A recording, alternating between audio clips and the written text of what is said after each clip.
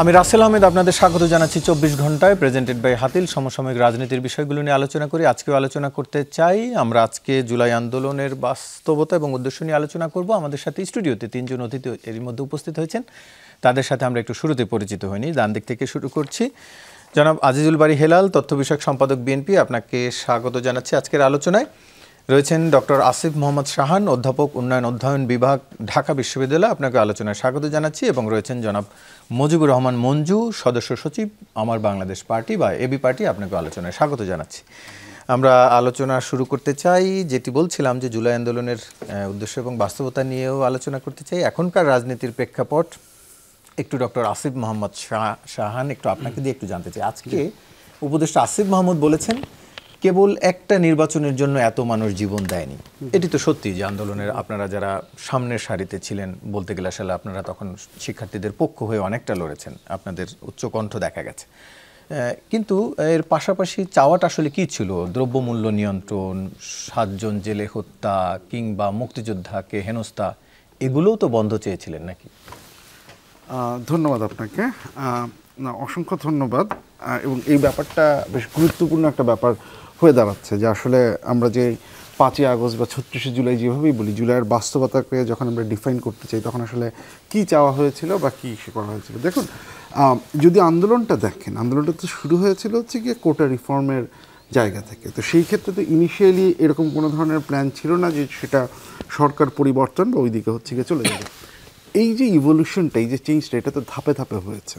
কারণ প্রথমত যদিও বিষয়টা ছিল হচ্ছে গিয়ে একটা চাকরির ব্যাপার, তারপরে জিনিসটা যখন হচ্ছে মানুষের অধিকারকে কেড়ে নেওয়ার ব্যাপারটা চলে আসলো, তারপরে হচ্ছে গিয়ে এই সরকারের একনায়কতান্ত্রিক যে ব্যাপারটা সেটা আরও যখন সুস্পষ্ট হয়ে আসলো, মানুষের অংশগ্রহণ বাড়লো।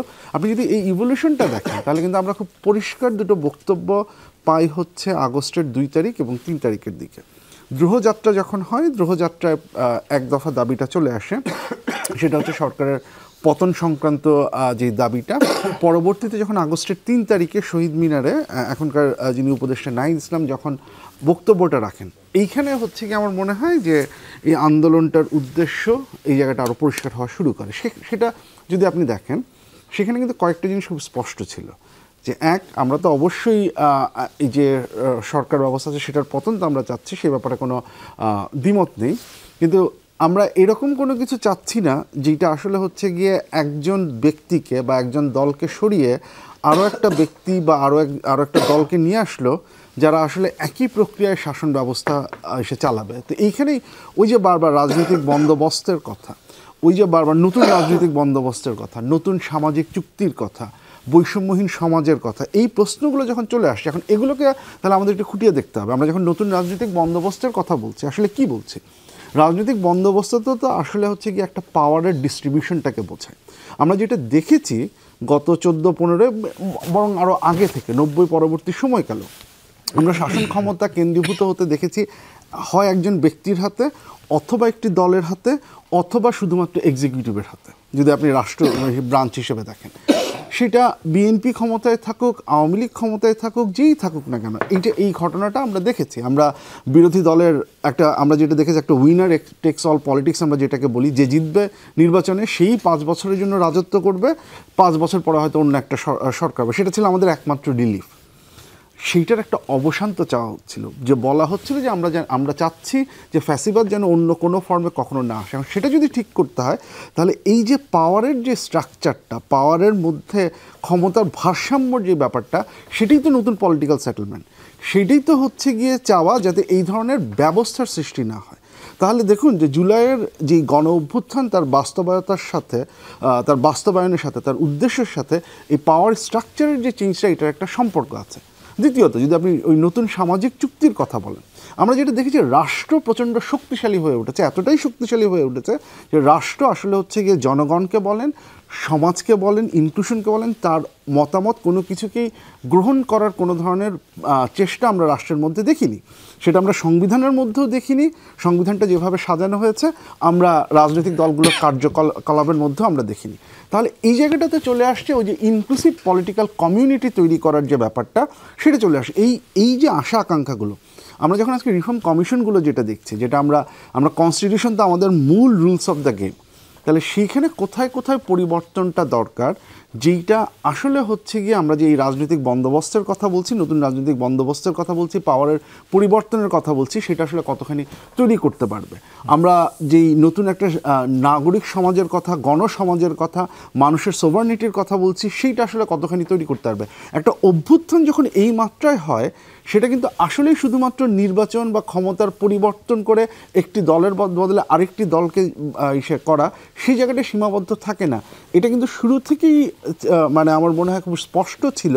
3 তারিখে এই ঘোষণাটা আরও বেশি সুস্পষ্ট হয়েছে, পরবর্তীতে 5 তারিখের পরে মানুষের অংশগ্রহণ এবং যেটা জায়গায় দেখেছি, এই জায়গাটাতে আমরা দেখেছি। কাজে যে কথাটা বলছিলাম যে আমরা যখন এই উদ্দেশ্য এবং বাস্তবতার কথা বলি, তখন আসলেই হচ্ছে গিয়ে জিনিসটা শুধু নির্বাচন না, জিনিসটা একটা সামগ্রিক পরিবর্তন। এটাই তো সত্যি যে শুধু নির্বাচনের বাইরেও চেয়েছিলেন, কিন্তু এখন যে সরকার রয়েছে, যারা রাজনীতির বাইরে, তো অন্তর্বর্তীকালীন সরকার, তাদের এখন পর্যন্ত তারা তো তাদের রাজনৈতিক তেমন কোনো পিছুটান নেই, এই কর্মীকে তাকে বাঁচাতে হবে সেরকম থাকার কথা নয়। তাহলে এইখানে তারা কতটা সফল হচ্ছে বলে মনে করছেন সামাজিক ন্যায় বিচার নিশ্চিতের ক্ষেত্রে? বা দেখুন, এই সরকার যে সম্পূর্ণভাবে সফল হবে, আমার মনে হয় এই আশা করাটা আসলে একটু বেশি বেশি আশা করা উচিত, আশা আর কি, কনটেক্সটে যদি বিচার করেন। কারণ আমাদের যে প্রশাসন যন্ত্রের কথাই বলুন, আমাদের যে শাসন কাঠামোর কথাই বলুন, আমাদের যে পুলিশ বা যাদের কথাই বলুন, সেটা তো একটা নির্দিষ্ট কাঠামোর মধ্যে দিয়ে গিয়েছে। এইটা অস্বীকার করার কোনো উপায় নেই যে এই সরকারের কাছ থেকে যে পরিমাণ অ্যাকশন বা যে পরিমাণ অ্যাক্টিভিটিস আমরা আশা করেছিলাম, তার অনেক কিছুই হচ্ছে গিয়ে আমরা এখন পর্যন্ত সেটা পুরোপুরি বাস্তবায়ন হয়নি। এটা তাদের সদিচ্ছার অভাবের কারণে নয়, আমি বলছি যে এটা এই জিনিসপত্রগুলো ঠিকঠাক করার ক্ষেত্রে তাদের কিছু দুর্বলতা এটা চোখে পড়েছে। আমার মনে হয় এটা আমি আবারও আপনার কাছে ফিরবো। আমি একটু জানাব আজিজুল বারী হিলাল, একটু আপনার কাছে জানতে চাই, আমরা যদি দেখলাম কুমিল্লায় যে মুক্তিযোদ্ধার হেনস্থার পরে বিএনপির পক্ষ থেকে মিছিল বের করা হয়েছে, আন্দোলন বিক্ষোভ করা হয়েছে, উনি একজন আওয়ামী লীগ নেতা, আবার ওনার ভিন্ন একটি পরিচয় মুক্তিযোদ্ধা। আমরা এর আগে বিএনপির এমন কখনো দেখি নাই যে মুক্তিযোদ্ধা অন্য দলের হলেও, অন্য একজন দলের হলেও তার পক্ষে হয়ে এতটা মাঠে নামায়। এবার এর কারণটা কি? মানে সরকারকে প্রশ্ন করা যাবে সেজন্য? না না না, এটা আপনার দেখার দৃষ্টিভঙ্গি, আপনি কিভাবে বিএনপিকে দেখছেন। আমরা মুক্তিযোদ্ধা কি অমুক্তিযোদ্ধা এটা বিবেচনা না, একটা মানুষকে অপমানিত করা হয়েছে, তার জন্য বিক্ষোভ করাটাই স্বাভাবিক, এবং বিএনপি সেই স্বাভাবিক রাজনীতিটা করে। এর মধ্যে যদি অন্য কোনো কারণ খুঁজতে চান, তাহলে সেটা আপনার দৃষ্টিভঙ্গির একটা সমস্যা, অন্য কোনো কিছু না। এখন আমার বক্তব্য হলো যে প্রফেসর সাহেব যে পলিটিক্যাল এভলিউশনের কথা বললেন, তিনি এই এভলিউশনের ব্যাপ্তিকাল ধরেছেন জুলাই থেকে আগস্ট, আমি যদি ভুল না শুনে থাকি। আসলে কি তাই? এই যে পলিটিক্যাল, এটাকে এখন আমি কি বলবো, যে গণ অভ্যুত্থানটা হলো, যে গণ অভ্যুত্থানটা হলো, এই গণ অভ্যুত্থানের ব্যাপ্তিকাল কি জুলাই আগস্ট? কমিউনিস্ট বিপ্লব রাশিয়ায় হয়েছিল দীর্ঘ 20-23 বছর ধরে। আপনার এই আসাদ বিরোধী আন্দোলন হলো প্রায় 14-15 বছর ধরে। লাস্ট 15 দিন আপনার HTS সংগঠনটি উপসংহার টানলো। কমিউনিস্ট বিপ্লব, রাশিয়ার বিপ্লবের লাস্ট 40 দিন বা 10 দিনে কৃষকরা আন্দোলনে অংশগ্রহণ করে কমিউনিস্ট বিপ্লব লেনিনের নেতৃত্বে সফল করলো। তো সেটাকে আপনি কি ওই লাস্ট দুনিয়া কাঁপানো 40 দিন, আমরা বই পড়েছেন না, ওই 40 দিনে যারা বিপ্লব করে তারাই কি সব কিছুর ভাগিদার? মানে উইনার টেক্স অল, প্রফেসর সাহেব যে থিওরিটা দিলেন, তাই তারাই সব কিছু ভাগিদার। এবং আসাদ বিরোধী আন্দোলনে এই যে লাস্ট 15 দিনে যে HTS আন্দোলনটা করলো, তারাই সব কিছু ভাগিদার। আসলে বাংলাদেশের যে গণ অভ্যুত্থান হয়েছে, এর ব্যাপ্তিকাল 17 বছর। এটাকে আপনাকে স্বীকার না করলে এই আন্দোলন সম্বন্ধে আপনাদের ভুল ধারণা শুরু হবে। এই ভুল ধারণার থেকেই কিন্তু আজকে যে উপদেষ্টা বা অন্তর্বর্তীকালীন সরকার, এই অন্তর্বর্তীকালীন সরকার যে জনপ্রিয়তা হ্রাস পাচ্ছে, এই অন্তর্বর্তীকালীন সরকারকে যেটা বললো যে তারা উইক, প্রফেসর সাহেব নিজেই বললো, কারণ তারা তাদের আন্দোলনের কনটেক্সটটা, প্রিটেক্সটটা তারা ঠিকমতো নির্ণয় করতে পারছে না। যে লাস্ট যে 36 দিন, এই 36 দিনেই যে যা কিছু হয়েছে তার ভিত্তিতেই আগামী দিন রচিত হবে, এটা কিন্তু ঠিক না। এটা ঠিক যে বাংলাদেশে গণতন্ত্র ছিল না, গণতন্ত্র ছিল না বলেই তো বৈষম্য ছিল, তাই না? গণতন্ত্র ছিল না, বাংলাদেশে মানুষের ভোটের অধিকার ছিল না। তার জন্য মানুষ 17 বছর লড়াই করেছে। লাস্ট 34 দিনে ছাত্ররা সেই আন্দোলনের উপসংহার টেনেছে। এই জন্য আমি প্রচুর টেলিভিশন বক্তৃতায় বলেছি যে এই সমস্ত ছাত্ররা হলো আপনার আন্দোলনের সন্তান। নেপোলিয়ান বোনাপার্টকে যেমন বলা হয় ফ্রেঞ্চ রেভলিউশনের সন্তান, ঠিক সেরকম। এখন এই ছাত্র বলতে আপনি কি শুধু বৈষম্য বিরোধী নাম করে নাহিদ, আসিফ বা আরও যারা যারা এখন উপদেষ্টা হয়েছেন বা হতে যাচ্ছেন, তাদের নেতৃত্বে যারা ছিল তারাই ছাত্র? তাহলে এতগুলো রাজনৈতিক দলের, বাংলাদেশের যে সমস্ত রাজনৈতিক অঙ্গ সংগঠনগুলো যাদের ব্যাপক একটা ব্যাপ্তি এবং ধারাবাহিক কার্যক্রম রয়েছে, যারা এই আন্দোলনে সবচেয়ে বেশি অংশগ্রহণ করেছে, সামনে আপনি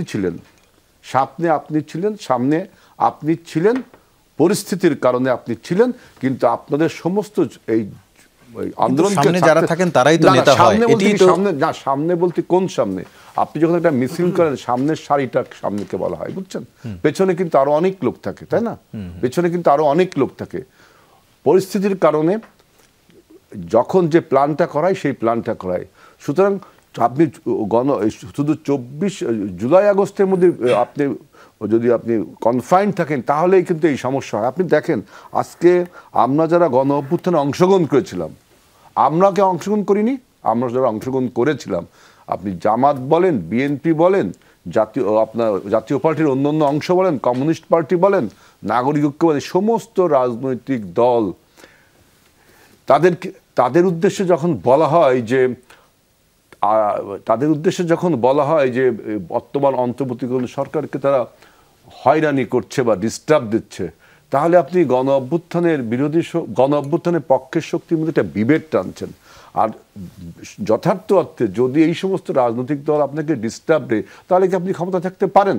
আমরা 200 ভাগ সমর্থন করি, 100 ভাগ সমর্থন করি, সর্বোচ্চ সামগ্রিক সমর্থন করে বলেই তো আপনারা আছেন, তাই না?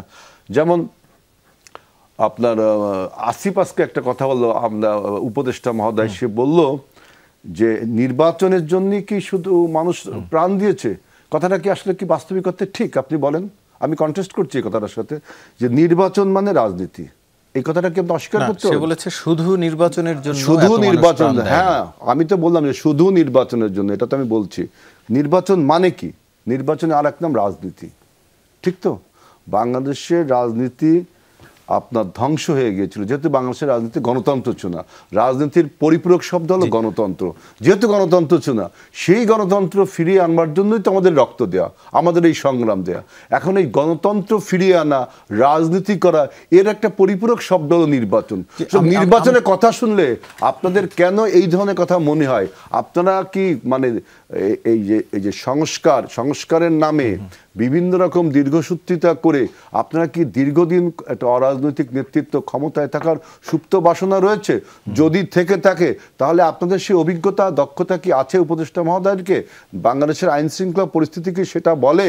বাংলাদেশের দ্রব্যমূল্যের যে ঊর্ধ্বগতি সেটা কি বলে যে আপনাদের এই অরাজনৈতিক সরকার একটা ক্ষমতায় থাকতে পারে? শ্রমিক অসন্তোষ যেভাবে বাড়ছে, বাংলাদেশের ইকোনমিক যেভাবে ক্লাপস করছে, একটা অরাজনৈতিক সরকার থাকলে এই দেশ কখনো আপনার সামনের দিকে এগোতে পারবে না। আপনারা একাডেমিক্যালি অনেক কথা বলতে পারেন, কিন্তু পলিটিক্যাল বাস্তবতাটা আপনাকে, রিয়েলিটিটা বুঝতে হবে যে রাজনৈতিক সরকারই পারে সমস্ত রকম চ্যালেঞ্জকে মোকাবিলা করতে। আজকে বিদেশি রাষ্ট্র থেকে আমাদের বিরুদ্ধে ষড়যন্ত্রের তীর ছোড়া হচ্ছে।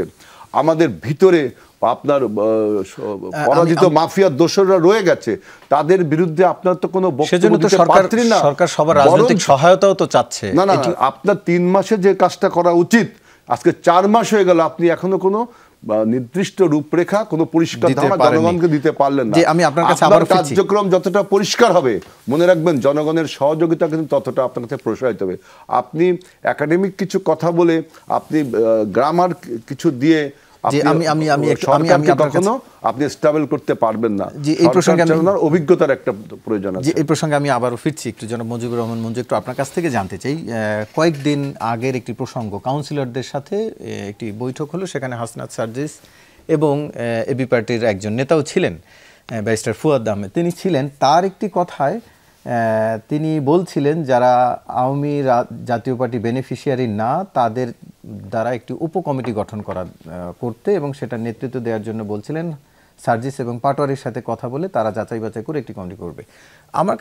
আমার একটু জানতে চাওয়া আপনার কাছে যে সাধারণত পলিটিক্যাল লিডাররা সবাই নিজ দলের পক্ষে দল ভারী করতে চায়, এটি সবার উদ্দেশ্য থাকে, কিন্তু এবি পার্টির হয়ে নাগরিক কমিটির দল ভারী করার পেছনে ব্যারিস্টার ফুয়াদ পরামর্শ দিচ্ছেন, সেটির কারণ কি? মানে আবার আমরা দেখেছি বা শুনেছি যে নাগরিক কমিটির যিনি আহ্বায়ক নাসিরউদ্দিন পাটোয়ারি, তিনিও একসময় এবি পার্টির সাথে সংযুক্ত ছিলেন। এটি কি এবি পার্টি নাগরিক কমিটি একাকার হয়ে যাচ্ছে কিনা? ধন্যবাদ হেলাল ভাই, প্রফেসর আসিফ শাহান এবং দর্শকদেরকে আপনার মাধ্যমে। যে ঘটনাটার কথা আপনি উল্লেখ করেছেন সেটা হচ্ছে অ্যাকচুয়ালি প্রপার কথাটা আসে না আমাদের বিভিন্ন ধারণায়। সেটা হচ্ছে কিছু কাউন্সিলর এবং কিছু চেয়ারম্যান যারা এই সিটি কর্পোরেশন পৌরসভার এবং বিভিন্ন উপজেলার, এরা একটা জোট বেঁধেছে যারা এই আন্দোলনের সহায়ক শক্তি ছিল এবং এরা অনেকভাবে নির্যাতিত হয়েছে, কিন্তু এই পরিবর্তনের পরে যারা পালিয়ে যায় নাই, এই ক্যাটাগরিতে কিছু লোকদের একটা অ্যাসোসিয়েশন তৈরি হয়েছে। এটা 157 বা 188 এই ধরনের একটা সংখ্যা। এরা বিভিন্ন রাজনৈতিক দলের সাথে মত বিনিময় করেছে এবং এখানে একটা বড় অংশ আছে যারা বিএনপির বিদ্রোহী প্রার্থী, ইভেন জামাতেরও কয়েকজন আছে এবং আওয়ামী লীগেরও বিদ্রোহী কিছু প্রার্থী আছে। একটা জিনিস হচ্ছে যে ভুল কথাটা যেটা আসছে যে আওয়ামী লীগকে পুনর্বাসন করা হচ্ছে এটার মাধ্যমে, আসলে এরা কেউ আওয়ামী লীগের লোক না। তারা তো বিভিন্ন আওয়ামী লীগের বিভিন্ন ওয়ার্ডের সভাপতি। আমি আপনাকে বলছি যে এরা কিছু অংশ আছে আওয়ামী লীগের বিদ্রোহী প্রার্থী ছিল ইলেকশনে। বিদ্রোহী প্রার্থী হওয়ার পরে যেটা হয়েছে, ইলেকশন হওয়ার পরে তাদের উপর দমন নিপীড়ন হয়েছে, আওয়ামী লীগের লোকেরা তাদের বাড়িঘর ভেঙেছে, তারা অনেকে জেলে ছিল। তো যেটা হয়, আওয়ামী লীগের সাথে যখন যুদ্ধ হয় তখন স্বাভাবিকভাবে সে বিরোধী পক্ষের একটা সিম্প্যাথি পায়। এই অংশটার একটা আবদার ছিল বা আবেদন ছিল যে এই সবাইকে কেন একসাথে গণভাবে বাতিল করে দেওয়া হলো, এখন নতুন করে যদি আপনার এই প্রশাসক নিয়োগ দেওয়া হয় তাহলে তাদেরকে বিবেচনা করা হবে কিনা। এই আলোচনাটা কিন্তু আপনারা মাঠে যেটা দেখছেন তার আগে কিন্তু প্রশাসনিকভাবে তারা বিভিন্ন জায়গায় যোগাযোগ করেছে এবং তারা যখন জানতে পেরেছে যে সরকার যে প্রশাসক নিয়োগ দিয়েছে এগুলো প্রপারলি ওয়ার্ক করছে না, এবং অ্যাকচুয়ালি আপনি জানেন যে লোকাল গভর্নমেন্টের অবস্থা খুবই খারাপ, মানে ইউনিয়নগুলো সেবা পাচ্ছে না, উপজেলাগুলো সেবা পাচ্ছে না। তো এরকম একটা সমাবেশেই আমার কাছে যেটা তথ্য সেটা হচ্ছে বৈষম্য বিরোধী ছাত্র আন্দোলন নাগরিক কমিটির সবাই গিয়েছে সেখানে, আমাদের ফুয়াদও সেখানে বক্তব্য রেখেছে। তো সেই বিষয়টা ছিল এরকম প্রসঙ্গটা যে এরা যেহেতু নির্যাতিত হয়েছে এবং এরা যেহেতু জুলাই আগস্ট বিপ্লবের এরা সহযোগী ছিল, সহকারী ছিল, এরা একটা অন্যায় করেছে, এটা সত্য কথা, যে তারা আওয়ামী লীগের একটা নির্বাচনে অংশ নিয়েছে। আপনি জানেন যে আওয়ামী লীগের পোস্টেড লিডার তাকেও কি না, আওয়ামী লীগের পোস্টেড লিডার এটা হয়তো একটা ভুল হতে পারে না, এর মধ্যে সামাজিক যোগাযোগ মাধ্যমে অনেকের নাম এটা একটা দুটো ঘটনা থাকতে পারে। এখানে ধরেন অনেকগুলো যখন আসে ফাঁকে তো কেউ না কেউ সুযোগ নিতে চায়, সেটা আলাদা বিষয়, কিন্তু এই তথ্যটার ব্যাপারে তাদেরকে জিজ্ঞাসা করা হয়েছিল যে এখানে কোনো আওয়ামী লীগের লোকেরা আছে কিনা। তারা বলেছে যে আমাদের তথ্য মতে নাই, একটা দুইটা তথ্য বিভ্রাট থাকতে পারে। আমি সামগ্রিক কথা বলছি, একটা ব্যতিক্রমের তো আলাদা ব্যাপার। তো এই জায়গায় যেটা হয়েছে দেখেন, মির্জা ফখরুল ইসলাম আলমগীরও কিন্তু একটা চিঠি দিয়েছিলেন 17 জন ওয়ার্ড কাউন্সিলর ব্যাপারে বা উপজেলা চেয়ারম্যানের ব্যাপারে যে তাদেরকে মানে ইনভেস্টিগেট করা হোক। তো এখন এখানে যে বিতর্কটা তৈরি হয়েছে, বিতর্কটা তৈরির মূল কারণ ছিল নাগরিক কমিটির আহ্বায়ক নাসিরউদ্দিন পাটোয়ারির একটা বক্তব্য থেকে। আমি তাকে পরবর্তীতে জিজ্ঞাসা করেছি যে এই বক্তব্যটা ছিল বিভ্রান্তি সূচক, সে যখন বলেছে যে আপনারা আমাদের দলে যোগ দেবেন বা আমাদেরকে সাহায্য করবেন কিনা। এর বাইরে টোটাল বিষয়টা ছিল যে যেহেতু আপনি যাদেরকে সেখানে প্রশাসক নিয়োগ দিয়েছেন তারাও কিন্তু স্বৈরাচারের সহযোগী, তারাও কিন্তু এই ইউনো বা ডেপুটি সেক্রেটারি যারা যে পর্যায়ে ছিলেন এরাও বেশিরভাগ লোক কিন্তু আমাদের এই 24-এর নির্বাচনের এরা অংশীদার। তো সেখানে আপনি এই লোকগুলো যারা আওয়ামী লেসপেন্সার হিসেবে না বরং আওয়ামী লীগের নির্যাতনের শিকার হয়েছে, তারাও তো একটা শাস্তি পেয়েছে যে তাদের এতদিন থেকে তারা নির্বাচিত হওয়ার পর কাজ করতে পারে নাই। আপনি যখন পাবলিক থেকে, সাধারণ জনগণ থেকে আপনি যখন প্রশাসক দিবেন তখন এদেরকে বিবেচনায় নেওয়া যায় কিনা, মূল প্রস্তাবনাটা ছিল এই ধরনের। এখন এই প্রস্তাবনাটাকে আমরা যেভাবে দিতে চাই বা আমরা যেভাবে বলেছি সেটা হচ্ছে যে এই স্থানীয় সরকারে আপনি নতুন করে প্রশাসক দেন, তবে সেটা একটা সার্চ কমিটির মাধ্যমে দেন। হতে পারে সে ফর এক্সাম্পল ধরেন এই ওয়ার্ডে আমি একজন কাউন্সিলর প্রশাসক দেব, আমি পাবলিকলি দরখাস্ত আহ্বান করতে পারি যে আপনারা কারা কারা এটাতে করবেন। সেখানে একটা ক্রাইটেরিয়া থাকতে পারে যে এই ক্রাইটেরিয়ার আলোকে আমরা চাচ্ছি, এবং এটাও করা যেতে পারে যেটা ডক্টর ইউনূসের ক্ষেত্রে হয়েছে বা তত্ত্বাবধায়ক সরকারের ক্ষেত্রে আমরা করি, যে যারা এখন হবেন প্রশাসক হবেন তারা কিন্তু নেক্সট ইলেকশনে পার্টিসিপেট করতে পারবেন না ওই পদে। এরকম শর্ত দিয়ে থাকলে তাহলে যেই আশঙ্কাটা করা হচ্ছে যে দলের রিক্রুটমেন্টের ব্যাপারটা, সেটাকেও আপনি কিন্তু মানে আটকাতে পারেন, অর্থাৎ পাবলিক সার্ভিসটা পাবেন। আমাদের এখানে সবচেয়ে সমস্যা হচ্ছে আপনি গড়ের সবাইকে বাতিল করে দিলেন, কিন্তু এরপরের পদক্ষেপ কি? আপনি রাস্তা কাটছেন, বন্ধ করে দিচ্ছেন, এরপরে রাস্তা মানুষ চলাচল করবে কীভাবে? সেটা তো আপনাকে দিতে হবে, আপনি দিনের পর দিন তো সেটা বন্ধ রাখতে পারেন না। রাসেল, আমি এই কথাটা মানে আপনি যে কথাটা বলেছেন যে এবি পার্টি নাগরিক কমিটি, আসলে তো হয়েছে কি আমরা তো কোনো পার্টির মধ্যে ছিলাম না, আন্দোলনের সময় তো আমরা সবাই একাকার হয়ে গিয়েছিলাম। এবং আমরা তো সত্য কথা আজকে আমরা এই কথাগুলো আমি আমি আমি যে আসলে যেটা দেখি আসলে কথার যুদ্ধ হচ্ছে আমাদের মধ্যে। এই যে এখানে হেলাল ভাই বললেন, আমি যা দেখছি এখানে কিন্তু কথার মধ্যে শুধু কথার যুদ্ধ হচ্ছে, বা শাহান ভাইয়ের সাথে যে বিষয়টা নিয়ে কথা হলো, এখানে আমি কোনো পার্থক্য দেখি না। দেখেন, নির্বাচনও তো একটা, নির্বাচনের মাধ্যমে তো দেশটাকে একটা জায়গায় আমরা নিব, কিন্তু এখানে যেই জায়গাটা আসছে আসল কথাটা কি? আসলে এই কথার প্যাঁচের মধ্যে মূল কথাটা কি? মূল কথাটা হচ্ছে ছাত্ররা মনে করছে যে বিএনপি যদি ক্ষমতায় চলে আসে তাহলে আন্দোলনে আমাদের একটাই অর্জন হলো যে আওয়ামী লীগকে হটালাম, বিএনপি ক্ষমতায় আসলো, তাহলে মাঝখান দিয়ে আমাদের যে প্রত্যাশা সেটার কি হবে? এটা হচ্ছে তাদের মূল কথা। তো এটা একটা সলিউশন করে ফেললেই তো হয় যে তোমরা আসলে কি চাচ্ছ মাঝখানে তারা যেটা বলছে বা আমরা যেটা কথাগুলো আলোচনা করছি যে একটা নতুন বন্দোবস্ত চাই বা একটা রাজনীতির মৌলিক জায়গাটা ফেরত চাই। তো এখন আমরা তো দেখতে পাচ্ছি যে আমাদের চাওয়া পাওয়া তো সবসময় মেলে না, তাই না? এখন যেটা হচ্ছে যে আমরা কয়েকটা জিনিস অন্তত মোটা দাগে করতে তো পারি। প্রথম হচ্ছে যে সংবিধানে তো আপনার একটা মৌলিক পরিবর্তন লাগবে, সংবিধানটাকে তো নতুন করে লিখেন বলেন বা সংশোধন বলেন একটা কিছু তো করতে হবে। প্রশ্ন হচ্ছে বিএনপির পক্ষ থেকে যে কথাটা আসছে, আমার কথা হলো এই কথাগুলো তো যুক্তি দিয়ে আলোচনা করি না কেন? আমরা ঝগড়াঝাটির তো কিছু নাই। বিএনপি বলছে পার্লামেন্ট ছাড়া আপনি সংবিধান সংশোধন করবেন কিভাবে? কিন্তু পৃথিবীতে বিপ্লবের পরে একটা সেটার জন্য তো বিপ্লবের সরকার গণপরিষদ করে সংবিধান প্রস্তাবনা দেওয়ার তো সুযোগ আছে। আমরা সেখানে আলাপ আলোচনা করে পরস্পরের মতের বিনিময়ের মধ্যে দিয়ে একটা সেটেলমেন্টে তো আমরা যেতে পারি। এখানে তো আমি খুব বড় দেখছি, কারণ বিএনপিও তো বলছে না যে সংস্কার চায় না, বিএনপি নিজেই তো 31 দফা সংস্কার দিয়েছে, তাই না? সংস্কার চায়, আবার পাশাপাশি তারা এটিও বলছে, নির্বাচনেরও কথাও বলছে যে তারপরে তারা সংস্কার করবে, এটি বলছে। আমি একটু জানতে চাইবো এরপরে এই বিষয়ে, বিশেষ করে এর বাস্তবায়ন প্রক্রিয়াটা কি হবে। জনাব আসিফ মোহাম্মদ শাহান, একটু আপনার কাছ থেকে জানতে চাই যে সংস্কার প্রস্তাব আমরা যতদূর জেনেছি যে ডিসেম্বরের মধ্যেই হয়তো 6টি কমিশনের প্রস্তাব পাওয়া যেতে পারে, বা সেটি হয়তো আরও কিছুটা সময় কোনো কমিশন বাড়তির কথাও বলছেন। কিন্তু সেই প্রস্তাবগুলো আসলে কি হবে? তারা তো নীতিগত বা আইনি প্রস্তাবই দিবেন যে সংস্কার কোন প্রক্রিয়া হবে, সেটির বাস্তবায়ন প্রক্রিয়া কি হবে? এরই মধ্যে যে সংবিধানের প্রসঙ্গত বিএনপি বা রাজনৈতিক দলের ঐক্যমত পৌঁছানো যায়নি এই ক্ষেত্রে। আচ্ছা, অনেক ধন্যবাদ। ঐক্যমত পৌঁছানো যায়নি, পৌঁছানোর চেষ্টা তো এখন শুরু হবে। আমি একটু পেছন দিক থেকে শুরু করি কয়েকটা জিনিস, মানে একাডেমিক্যালি কোনো একটা কিছু অ্যানালাইজ করার দুর্ভাগ্যজনক ব্যাপারটা হচ্ছে একদিকে যেমন আপনাকে স্বীকার করতে হয় সরকার দুর্বল, আরেকদিকে হচ্ছে গিয়ে ওই আলাপগুলো করতে হয় যে উদ্দেশ্য কী ছিল। আপনার প্রথম যে প্রশ্নটা ছিল শুরুতে আমার কাছে, সেটা জুলাই আগস্ট কেন্দ্রিকই ছিল, সে কারণে উত্তরটা জুলাই আগস্ট কেন্দ্রিকই ছিল।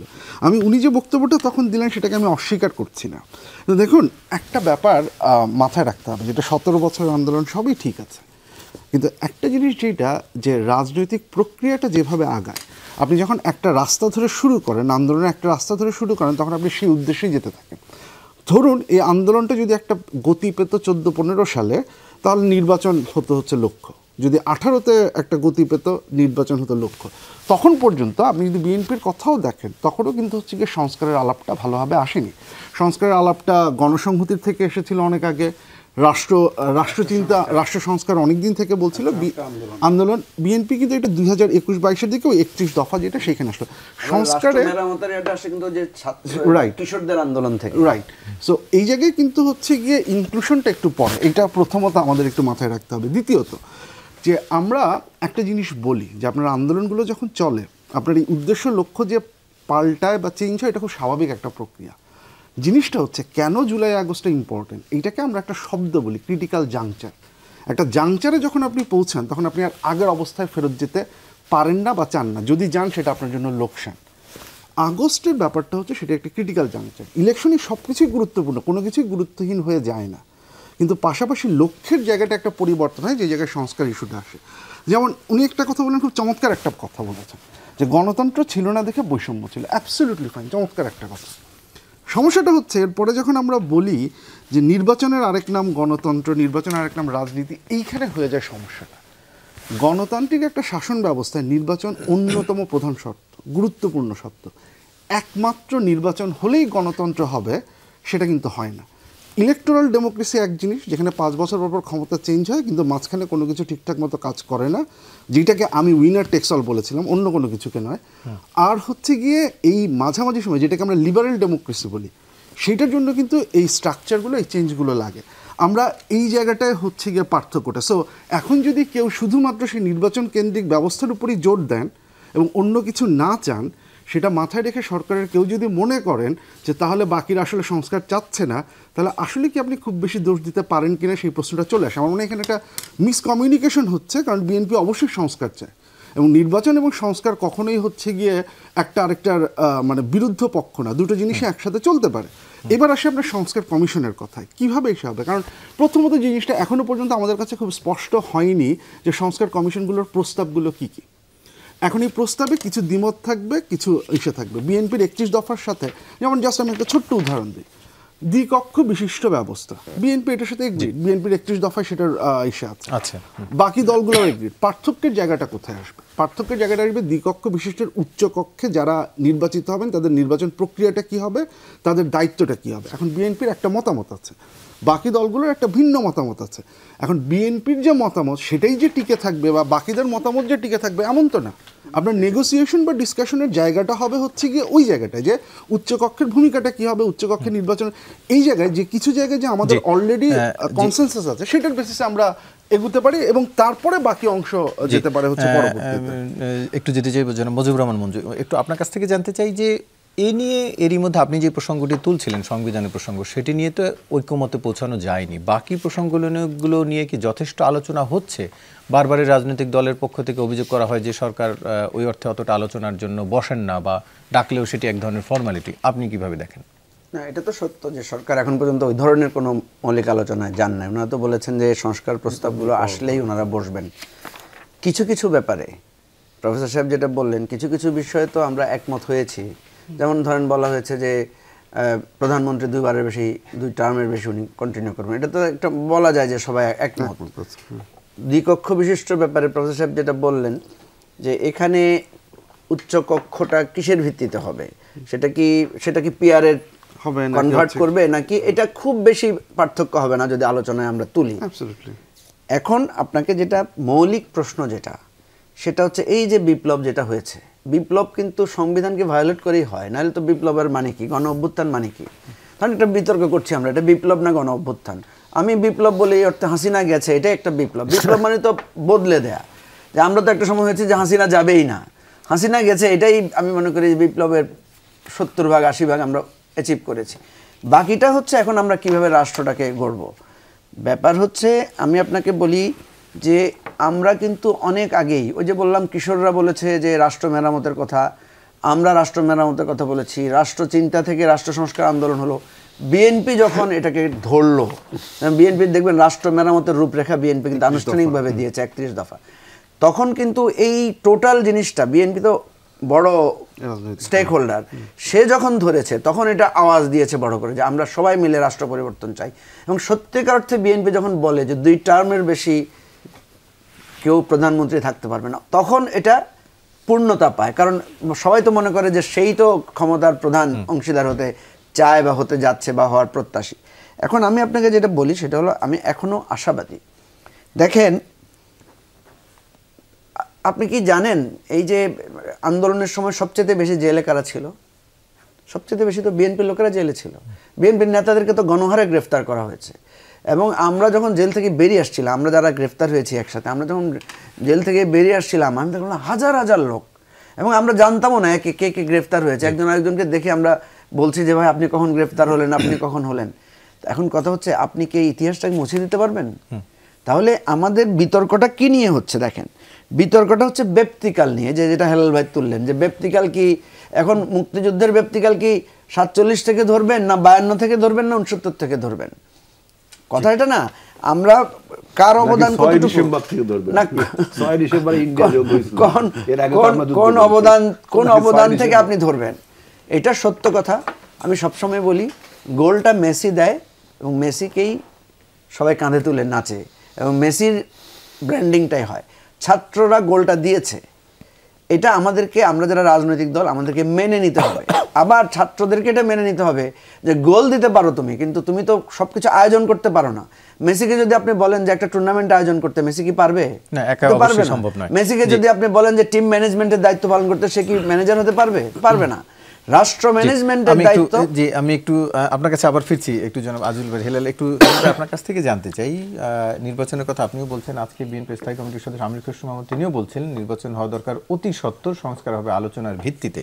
আপনিও বলছিলেন যে নির্বাচনের দিকে তাগিদ দিচ্ছেন। সরকার প্রধান উপদেষ্টা যে বক্তব্য দিয়েছেন 16 ডিসেম্বর, তিনিও বলেছেন একটি ঐক্যমত্যের কমিশন গঠন হবে, এরপরে আলোচনার ভিত্তিতে হয়তো সমাধানটি হবে। তাহলে সমস্যাটি কোথায়? আসলে আলোচনা করেই তো সমাধান করতে চাইছে সরকার। সমস্যাটা হলো, আমি যদি খুব কড়া আলাপে যাই, সংস্কার করার ম্যান্ডেট কি সরকারের রয়েছে? এটা তো গণ অভ্যুত্থানের সরকার, এটা তো বিপ্লবী সরকার না। মঞ্জুবা যেটা বলে, এটা নিয়ে একটা আলোচনা হতে পারে, তার সেই ম্যান্ডেট নেই। উনি আজকে সংস্কার প্রস্তাব দিলেন, রাজনৈতিক দলগুলো ভোটে জিতে সেটা মানল না, তখন তো সেটা ইললেজিটিমেট হবে না, হয়তো দেখতে খারাপ লাগবে কিন্তু ইললেজিটিমেট হবে না। সেই জন্যই তো আলোচনার প্রশ্ন, ঐক্যমত্যের প্রশ্ন। আপনি যতই আলোচনা করেন, শেখ হাসিনা তো বলতো যে 86-এ যারা নির্বাচন করবে তারা দেশের গণশত্রু। আলোচনা আপনার নির্বাচনে গেছিলেন না পলিটিক্যাল কারণে। আপনি যদি আপনি তো অবলাইজড না তাদের সংস্কার প্রস্তাব মানতে।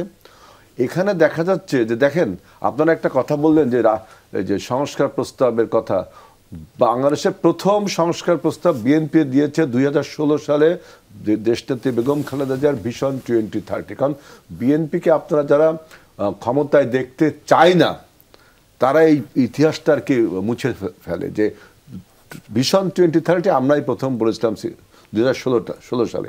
তারই বিবর্তিত ধারায় এইটা আজকে 31 দফায় রূপান্তরিত হয়েছে। বিএনপি দিয়েছে 27 দফা, তার সাথে আমাদের যে যুগপৎ আন্দোলনকারী দলগুলো তাদেরও দফা আছে, এইটা নিয়ে হয়েছে 31 দফা। এবং আমরা বলেছি যে এই দফা কোনো ধর্মগ্রন্থ না, এটা যোগ বিয়োগ করা যাবে। যেটা বলা হয় যে সংস্কার একটা আপেক্ষিক ব্যাপার, এটা কোনো পরম ব্যাপার না, যেটাই সংস্কার। তার মানে কি আপনারা আলোচনায় বা ঐক্যমত্যেও যেতে রাজি না? ঐক্যমত যাই কিছু করছেন, এটা তো দীর্ঘসূত্রিতার ফল করছেন আপনারা। 4 মাস চলে গেল নির্বাচন যে সংস্কার কমিশন, তারা একটা প্রস্তাব 30 ডিসেম্বরের মধ্যে দিবে। এখন আপনি একটা ভোটার লিস্ট হালনাগাদ করতে কয়দিন লাগে? আপনি বলেন সর্বোচ্চ 1 মাস। কারণ 5000 ইউনিয়নে আপনি যদি একসাথে কাজ শুরু করেন, প্রত্যেকটা ইউনিয়নে যদি কাজ হয়, তাহলে 10 দিন 15 দিনে আপনার ভোটার লিস্ট হালনাগাদ। নির্বাচন তফসিল ঘোষণা করবেন, নির্বাচন কমিশনকে, নির্বাহী বিভাগকে নির্বাচন কমিশন, 6 মাসের মধ্যে সম্ভব। এটা আপনি 1.5 বছর আপনি লাগাচ্ছেন। আর একটা দেখেন, প্রশাসনিক সংস্কার কমিটি, তারা প্রশাসনিক কি সংস্কার করবে তার প্রস্তাব দেওয়ার আগেই সচিবালয় গন্ডগোল দিয়ে দিয়েছে। এবং একজন ছাত্র উপদেষ্টা, কিন্তু বিএনপির আগেও তো তিনবার ক্ষমতায় ছিল, যেটি ক্ষমতায় থেকে আপনারা এতদিনে পারেন নাই, সেই রাষ্ট্র তারা 4 মাসের মধ্যে কিভাবে? আমরা কোনটা করতে পারিনি? কোনটা? তাহলে সংস্কারের প্রসঙ্গ কেন আসছে? সেই রেজওয়ানা হাসানের কথায় ফিরে যাচ্ছেন।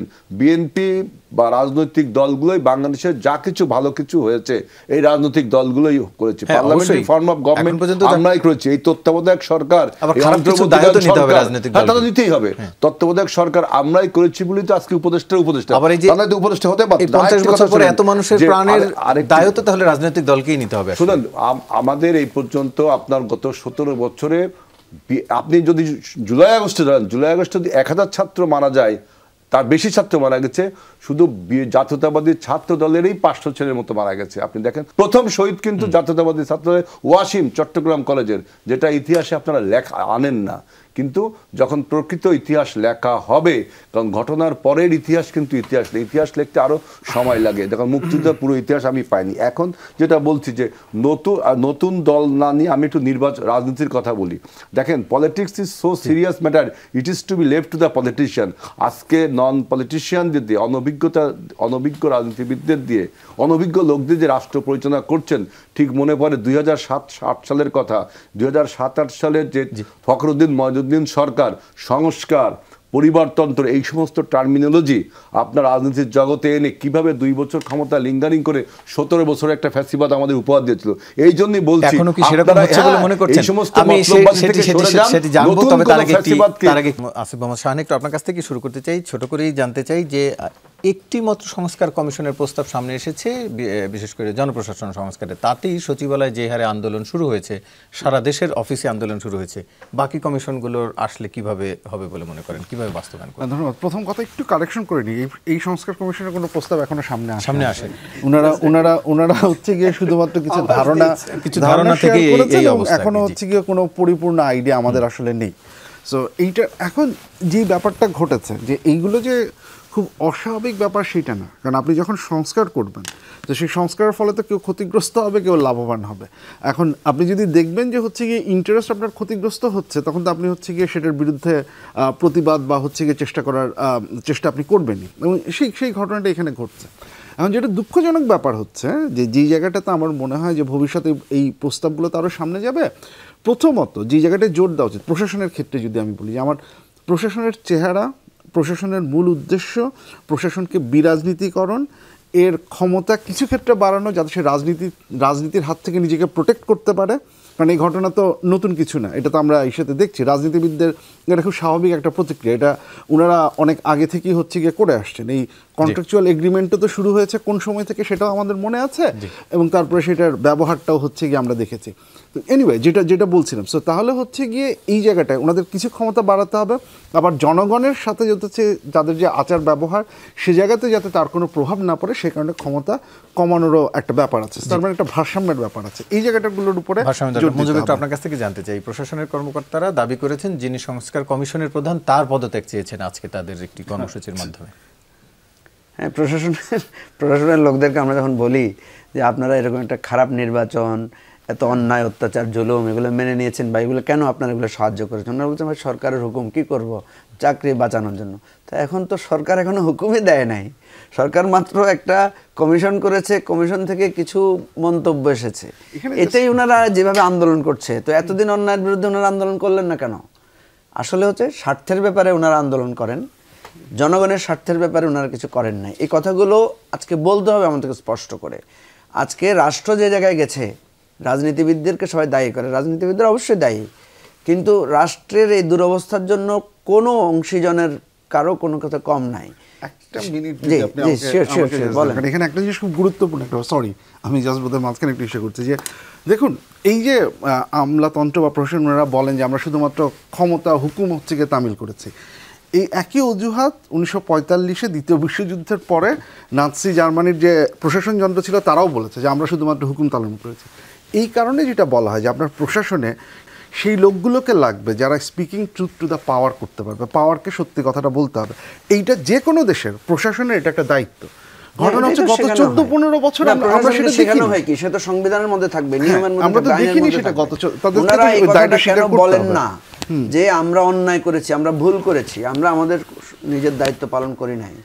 এখন কথা হচ্ছে এটা সত্য কথা যে সংস্কার করতে গেলে সবার মধ্যে লাগবে। এই জন্য আমরা বারবার প্রধান উপদেষ্টাকে বলেছিলাম যে আপনি যে নরম হাতে রাষ্ট্র চালাতে চাচ্ছেন সেটা দেখেন, রাসেল প্রত্যেক তত্ত্বাবধায়ক সরকারের আমলে পুলিশ, সেনাবাহিনী এবং আইন শৃঙ্খলা রক্ষাকারী বাহিনীরা খুবই এম্পাওয়ার্ড ছিল, ডিসিরা তাদের পাওয়ার অ্যাপ্লাই করতে পেরেছে।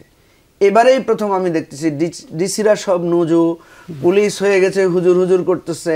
আপনি কোথাও গেলে দেখবেন ওরা মনে হয় যেন মানে এটা খুবই ব্যাড সিমটম, এবং এটা যদি থাকে আমরা না করতে পারবো সংস্কার, না করতে পারবো একটা ভালো নির্বাচন। আমি এখন একটা ভালো নির্বাচন নিয়ে হিলালবার কাছ থেকে জানতে চাই যে এই যে নুজুর ভাবের কথা তিনি বলছিলেন, এর কারণ কি? দ্বিতীয় দফায় বলেছিলাম যে politics is so serious matter, it is to be left to the politician. আপনি যখন রাষ্ট্র পরিচালনায় অরাজনৈতিক লোক দিয়ে করবেন, তাদের তো রাষ্ট্রবিজ্ঞানে যে আপনার সরকারের ধারণার অপরিহার্য অঙ্গ হলো রাজনীতি এবং রাজনৈতিক দল, অপরিহার্য। এটাকে যখন আপনি অস্বীকার করবেন, যে কোনো সংজ্ঞা দিয়ে আপনি অস্বীকার করবেন, তখনই এই সিমটমগুলো আপনার ভেসে আসবে। কারণ কি, এই সব সরকারের কোনো অ্যাকাউন্টেবিলিটি থাকে না, তার তো কোনো পার্লামেন্টেও অ্যাকাউন্টেবিলিটি নেই, তার জনগণের কাছেও অ্যাকাউন্টেবিলিটি নেই, জনগণের কাছে যেতে হয় না, শুধু কথা বলবে, পত্রিকায় লিখবে, এটাই টাকা দিতে হবে। হেলাল ভাই, এর আগে তত্ত্বাবধায়ক সরকারগুলো তো হ্যাঁ, এটাই power বলছি, apply করেছিল। আমি সেটাই বলছি যে এর আগে তত্ত্বাবধায়ক সরকারগুলো 3 মাসের মতো কাজ করেছে। ইনি যেহেতু অতিরিক্ত বোঝা নিজের কাঁধে দায়িত্ব নিয়ে বিভিন্ন রকম কথার ফুলঝুরি ছড়াচ্ছেন।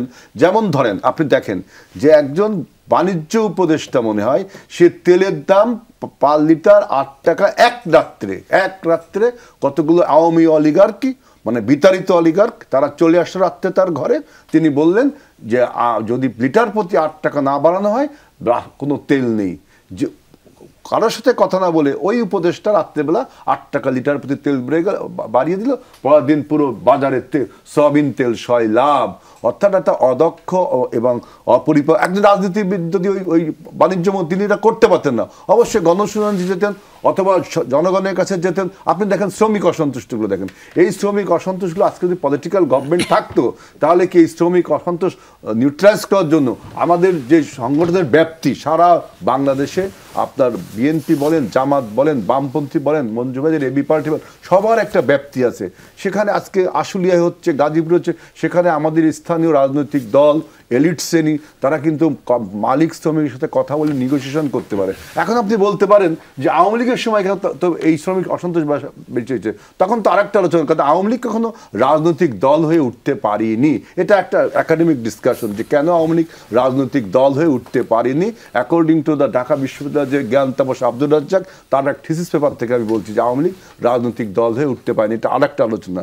সেই জন্যই বলছি, রাজনৈতিক দল যদি ক্ষমতায় আসে, আপনি দেখেন এই যে প্রশাসনিক সংস্কারটা দেখেন, প্রশাসনিক সংস্কারের প্রফেসর সাহেব যেটা বললেন যে প্রস্তাব দেওয়ার আগেই বিদ্রোহ শুরু করেছে।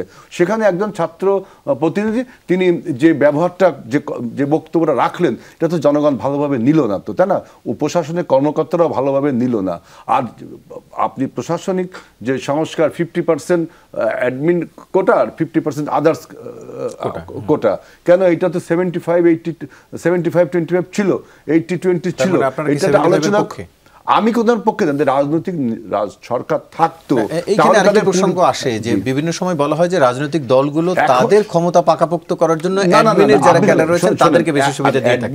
অ্যাডমিন ক্যাডারের লোকরা অ্যাডমিন বিষয়ে অভিজ্ঞ। আপনি যখন ট্যাক্স ক্যাডার থেকে, প্ল্যানিং মিনিস্ট্রি থেকে বা ভ্যাট ক্যাডার, আরো কৃষি ক্যাডার থেকে আনেন না, তখন এই জন্য আপনার পাকিস্তান আমল থেকে, অর্থাৎ স্বাধীনতার আগে থেকে এই ব্যাপারটা ছিল।